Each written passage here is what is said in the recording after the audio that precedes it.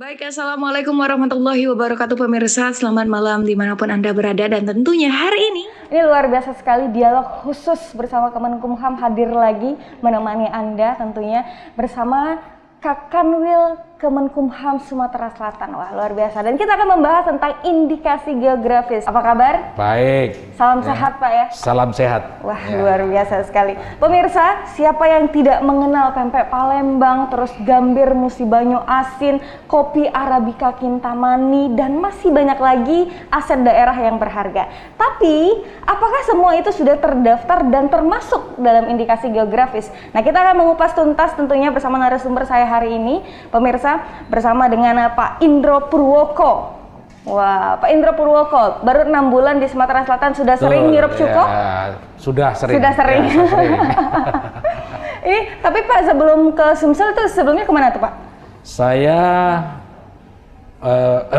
dari Yogyakarta. Dari Jogja. Tapi aslinya? Aslinya Solo. Ya? Oh, aslinya Solo. Wah, ya, luar biasa.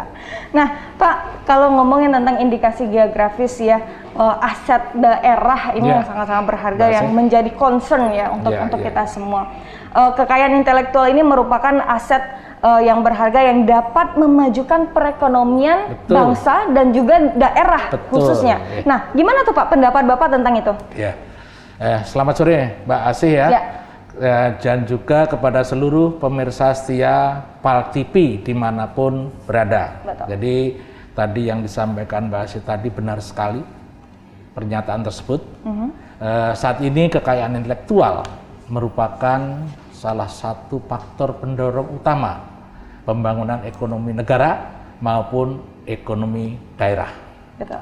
Ini berarti bahwa kekayaan intelektual ya sangatlah berperan penting di dalam perkembangan ekonomi negara. Jadi perkembangan ekonomi negara itu salah satunya itu indikasi geografis itu sangat penting ya, peran sangat penting. Pengaruh perkembangan pasar bebas dan globalisasi menjadi tuntutan tersendiri bagi negara untuk mengantisipasinya melalui tentunya dengan melalui penguatan kekayaan intelektual dengan membangun sistem perlindungan kekayaan intelektualnya. Wah, berarti maksudnya kayak indikasi geografis ini menjadi unsur yang harus menjadi perhatian. Iya betul. Ya, sekarang di Indonesia ya, Indonesia sendiri merupakan negara yang terkenal akan hasil sumber daya alamnya. Ya, kekayaan alam yang melimpah menumbuhkan keanekaragaman dan keunikan baik hayati maupun nabati yang memberikan berbagai macam potensi bercirikan geografis. Indikasi geografis itu merupakan bagian kekayaan intelektual yang menjadi faktor pendorong utama pembangunan ekonomi suatu negara maupun di daerah.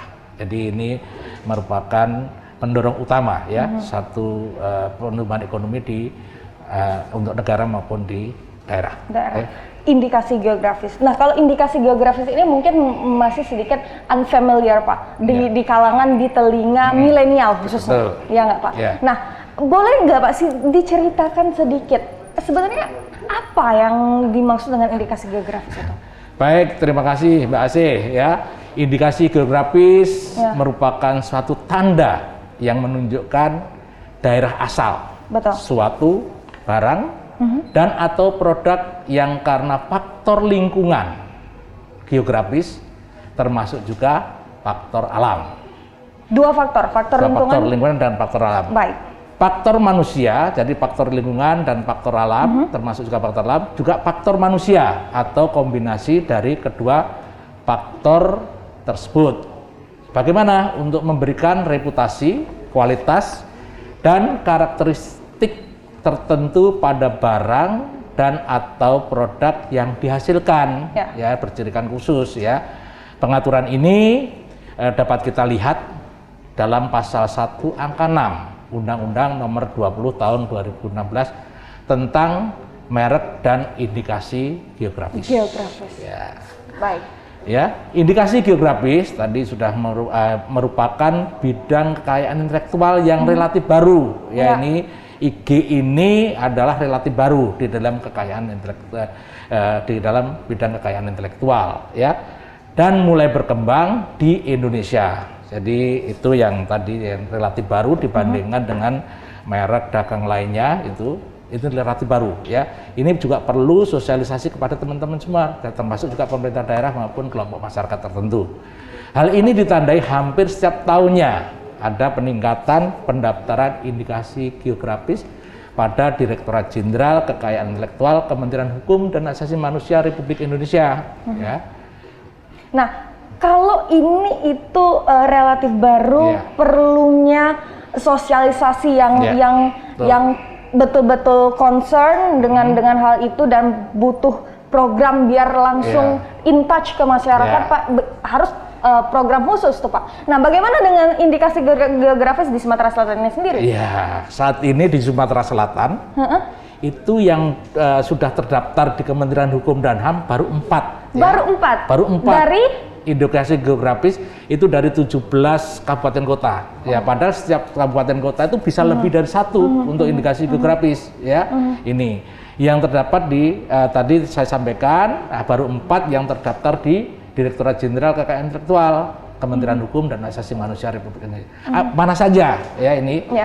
Ya, satu yang pertama itu kopi Robusta Semendo, ya, ini terdaftar pada tahun 2015, tepatnya tanggal 20 Oktober. Ya, 2015. Kopi Robusta 4 Lawang, ya, tahun 2017, tepatnya di 10 Februari tahun 2017. Dan Duku Komering itu juga 2017, tanggal 7 April 2017. Dan kopi Robusta Bakar Alam itu di 2018, tepatnya tanggal 31 Desember 2018. Sedangkan ada 4 lagi di dalam tahapan-tahapan yang sudah didaftarkan di Kementerian Hukum dan HAM, khususnya di Direktorat Jenderal Kekayaan Intelektual, itu yang 3 itu dalam tahap yang itu kopi Robusta Lahat, Nanas Prabu Muleh, dan kopi Robusta Muara II. Itu dalam pemeriksaan substantif, ya. Kalau yang satu lagi ini Gambir Muba, ya. Gambir Muba konon sesuai dengan hasil riset maupun hasil labnya itu Gambir Muba itu terkenal di seluruh Asia, konon katanya, ya. Gambir Muba, ya. Ini dalam pemeriksaan administrasi, ya, itu administrasinya itu dalam tahap pemeriksaan administrasi, ya, ini. Luar biasa. Berarti kopi kita tuh memang wajar ya kalau Sumatera Selatan itu sebagai pemasok kopi terbesar kedua di Indonesia. Iya, karena lingkungan alamnya, ya, yang mendukung lingkungan alamnya itu memang seperti di Bakar Alam, di tempat-tempat lain, ya, ini sudah cocok sekali untuk menghasilkan kopi-kopi yang berkualitas tinggi. Kalau tadi saya sebutkan pempek Palembang tuh nggak masuk indikasi geografis? Nggak masuk. Sayang sekali ya, Pak, ya. Kalau pempek Palembang itu kan ya nggak masuk di dalam indikasi geografis. Nah, ini kan dari 17 kabupaten kota cuma baru 4 yang Bapak sebutkan tadi baru terdaftar di indikasi geografis, ya, Pak, ya. Nah, itu sangat sedikit sekali. Itu bagaimana, Pak, untuk kurangnya sosialisasi kah atau bagaimana? Jadi begini, Mbak Asih, ya, tadi benar sekali baru 4 ya dari 17 kabupaten kota yang terdaftar di Kementerian Hukum dan HAM indikasi geografis, ya.